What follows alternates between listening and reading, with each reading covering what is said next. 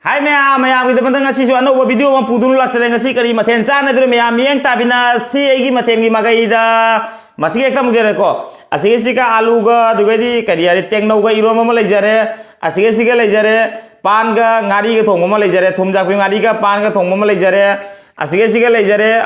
kari hari otonga gi chutney asa mayang hi jam sana bani otonga chutney yang tak yang alake mayam da du yang bidu ase otonga chutney ni se Kamen simbiga tilau canam tauraga tilau canam sing tauraga otonga ga tauraga ngauna chutney tauba mayang jam sana bani se ado ai jam pamje aba dona otonga chutney ma siga laujare are digadi ko na baida siga lejare teng nau lejare teng nau hu mari ma lejare are gadi ikai thabi ma laujare ase ni ngasi gi video se mayam yeng tabina se gi video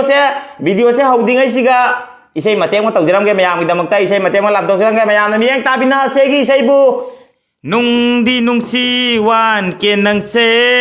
nasak phajabani na thamoi si di pi khiroi video viral tadri phauba nung si nare hai du na thamoi hekta pi thok padi ai di ngamloi nung si na ba khuding mak thung na da bana Are pani khan baya banate nung di nung si wan ke nang se nasak phaja bani na thamoi si di pi khiroi video viral tadri phauba nung si nare hai du na thamoi hekta pi thok padi ai di ngamloi nung si na ba khuding mak thung na da bana are pani khan baya banate nung sinaba khuding mak thung na dabana are panikhan baya banate aduri miyam chaba hauno bai tawjarage let's go baby block kit yau aduri haujarage miyam chaba hauno bai tawjarage khutiya amade ham laksare ko mathen di ham dai dok thrabna mathen di yam deng asi di adum shortcut ta tawre nungti gi mathen yam chaba su ngam de abadona adum shortcut ta saja geng asiga pan thong ba siga iro ma se main to dum tajarage do ikai thabi sona kan thamjarage pukham paraktre asona pukham lei sirum thamage tengnau si sirum thamage aduri miyam chaba hongna bai tawjarage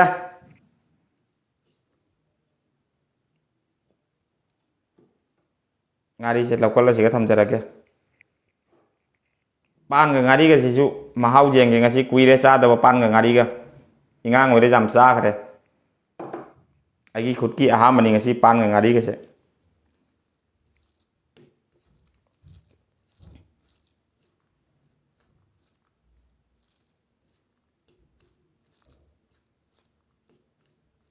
aha mai sa kom je di be block ki meya do na hapta ine aduri miyam sa ba uno be toraga be block ki tawraga yau tawraga dori aha mai sa kom je di be block ki oina sao mà tàu nặng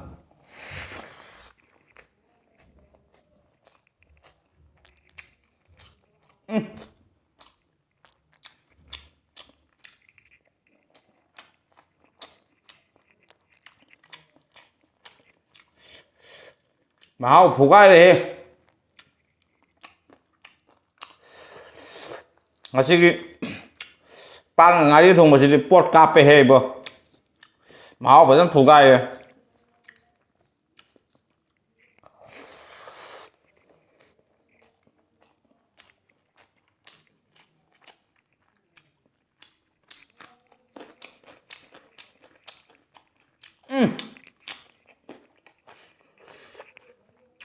ôi má suka orang bener iron bose ita tata tana tata apa tengah lihat tar ya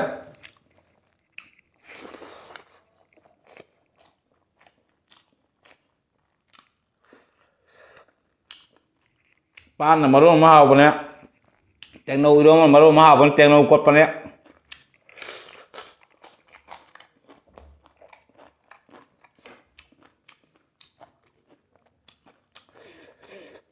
tanda sih kayak bukan na diskutor kan na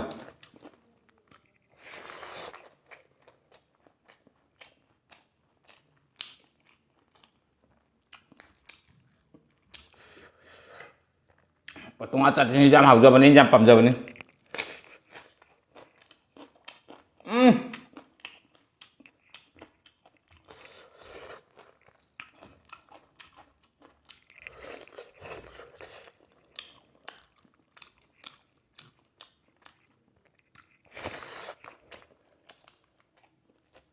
ꯂꯩꯇ꯭ꯔꯦ ꯃꯍꯥꯎ ꯉꯁꯤꯒꯤꯁꯤꯕꯣ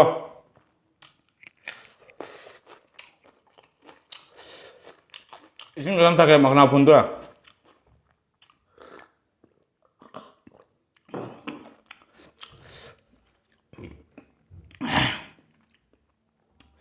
ꯑꯁꯨꯛ ꯁꯥꯊꯤꯅ ꯍꯥꯎꯅ ꯊꯥꯖꯗꯦꯕ ꯉꯁꯤꯒꯤ ꯃꯊꯦꯜꯁꯦ ꯑꯁꯦꯡꯕꯅꯤꯕꯣ ꯑꯩꯗꯤ ꯃꯊꯦꯜ ꯌꯥꯝꯗ꯭ꯔꯦ ꯉꯁꯤꯗꯤ ꯍꯥꯎꯔꯣꯏꯗꯅ ꯈꯜꯂꯤ ꯄꯥꯕ ꯉꯁꯤ ꯃꯩ ꯍꯧꯕꯁꯤꯗꯤ ꯈꯨꯍꯧꯕꯁꯤꯗꯤ ꯌꯥꯏꯍꯦ ꯑꯩꯅ ꯁꯨꯛ ꯀꯨꯏꯅ ꯃꯨꯛꯕꯥꯡ ꯇꯧꯔꯛꯄꯗ ꯉꯁꯤꯁꯤꯅꯤ ꯑꯍꯥꯟꯕ ꯑꯁꯨꯛ ꯍꯥꯎꯅ ꯆꯥꯖꯕ ꯑꯩꯅ ꯃꯊꯦꯜ ꯄꯨꯝꯅꯃꯛ ꯃꯩ ꯍꯧꯋꯦ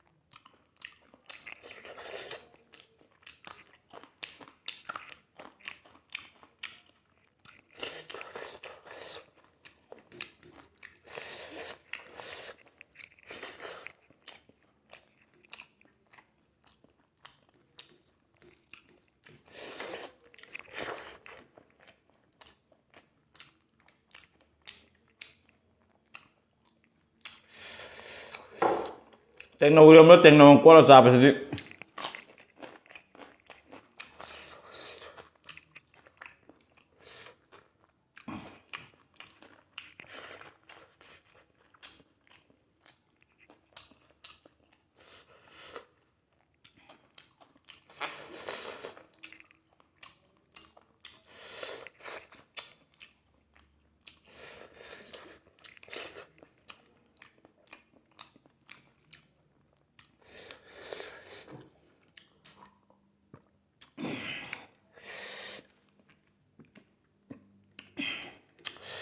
ꯆꯥꯛꯀꯁꯦ ꯕꯨꯔꯨ ꯕꯨꯔꯨ ꯄꯩꯁꯜꯂꯤ ꯉꯁꯤꯒꯤ ꯅꯨꯃꯤꯠꯁꯤꯒ ꯏꯕꯣ ꯌꯥꯡꯅ